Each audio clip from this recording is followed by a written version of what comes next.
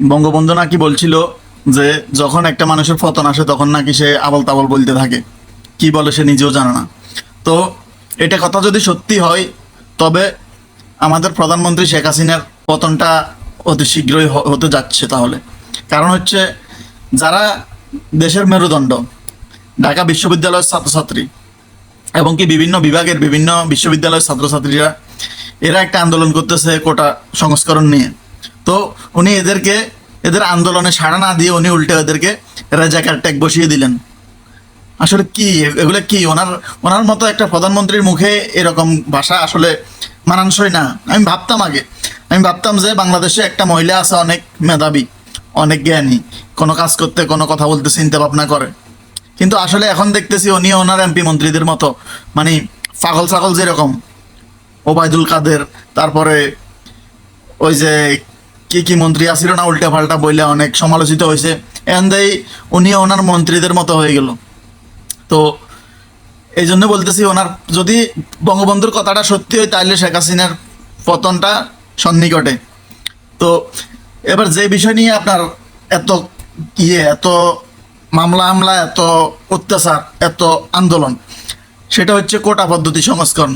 তো কোটা পদ্ধতি সংস্করণের পক্ষে বাংলাদেশের 95% মানুষই কোটা সংস্করণের পক্ষে।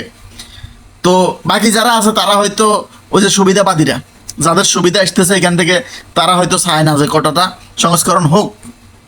তো এক্ষেত্রে ছাত্রছাত্রীরা আন্দোলন করতেছে তাদের যে মেধা আছে তাদের মেধার কি মূল্যায়ন করার জন্যে। কিন্তু যদি আপনার এখানে কোটাই সব কিছু হয়ে যায়, তাহলে মেধাবী ছাত্রছাত্রীদের তো কোনো মূল্য নাই। তো ওরা মেধাটা আসলে কোন কাজে আসবে? দেশের কাজেই তো আসার দরকার মেধাগুলো। আপনি বিভিন্ন বাইরের রাষ্ট্রে দেখবেন, সব জায়গাতে আন্তর্জাতিক মহলগুলোতে সবগুলোতে আপনার মেধার মূল্যায়ন চলে, এরকম কোটার মূল্যায়ন তো চলে না। সব জায়গায় আপনি যখন ডিল করবেন মেধা দিয়ে ডিল করতে হবে। কোটা দিয়ে তো আপনার বলদ বসাই দিলে কি আপনি একটা বায়ার যদি কোটার মাধ্যমে যদি একটা বায়ার নিয়োগ দেন, তো নিয়োগ দিলে বায়ার যদি ওই বলদের বিদেশিদের সাথে কিভাবে ডিল করবে? মেধা ছাড়া। তার মেধা হইলেই তো তার তার দ্বারা দেশ উপকৃত হবে নাকি? এ বলদ বসাই দিলে দেশ কিভাবে উপকৃত হবে তার দিয়ে? তো এটা চিন্তা করতে হবে। আসলে বলতে গেলে অনেক কথা, কিন্তু এই যে মেধাবী একটা ছাত্র, আমাদের রংপুরের বিশ্ববিদ্যালয়ের ছাত্র, সাহসিকতা দেখায় বুক ছিটায় দিছে, তারে গুলি করে দিছে। এটা কি হলো ভাই? পুলিশ মরলে মানুষ আলহামদুলিল্লাহ লিখতো। এটা নিয়েও ভিডিওতে কথা বলছিলাম যে মানুষ তো মানুষই, এখানে ভালো খারাপ থাকতেই পারে, তা বলে আলহামদুলিল্লাহ কেন লিখতে হবে?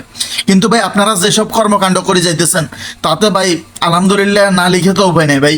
একটা মেধাবী ছাত্ররে যে 5-এ বৃত্তি পাইছে, 8-এ বৃত্তি পাইছে, মেট্রিকে গোল্ডেন পাইছে, এরপরে মানে গরিব বাপের সন্তান, তার বাবা লেখাপড়া করতে পারে নাই। যখন যখন সে এলাকায় যায়, তার মানুষ যখন বলে সে মাস্টার্স করতেছে, সে বিসিএস করতেছে, অনার্স করছে, শেষ করছে, এগুলো যখন বলে তার বাবা গর্বে কান্না করে দেয়, কারণ সে একজন কৃষক।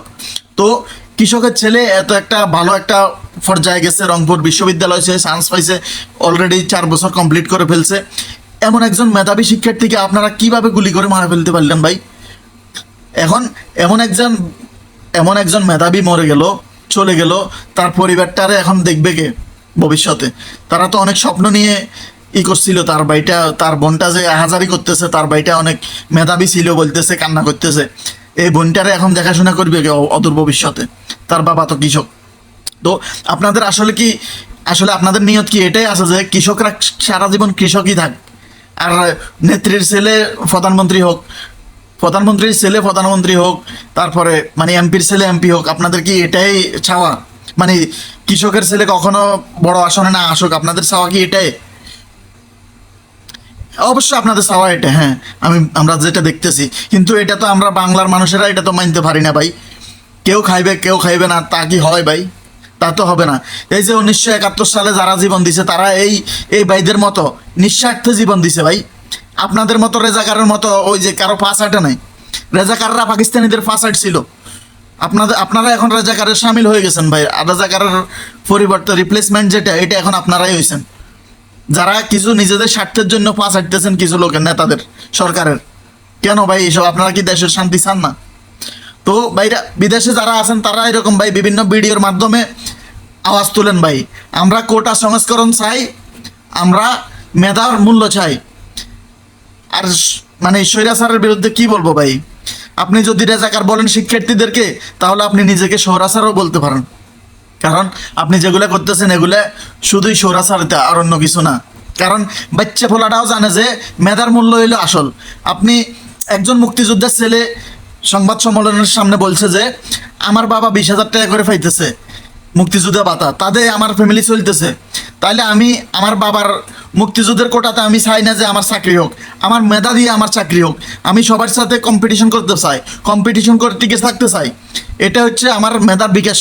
তাহলে আমার নিজের একটা যেটা কি বলে এটাকে, আমার নিজের যে যোগ্যতা ওইটা ফুটে উঠবে। তাহলে আমি যদি আমার বাবার ইয়ে দিয়ে কোটা দিয়ে আমি বলদ হয়ে যাই, বলদ হয়ে আমি যদি চিন্তা করি যে আমার মেধার দরকার নাই, তাইলে আমার বাবার কোটা আছে, তাইলে আপনি মেধাবী কই পাইবেন ভাই? মেধাবীরা তো আসবে না এখানে। তো আসলে আরো আরো আওয়াজ তুলতে হবে, সব প্রতিটি জেলা থেকে আওয়াজ তুলতে হবে যে কোটা সংস্করণ চাই, আমরা মেধার মূল্যায়ন চাই।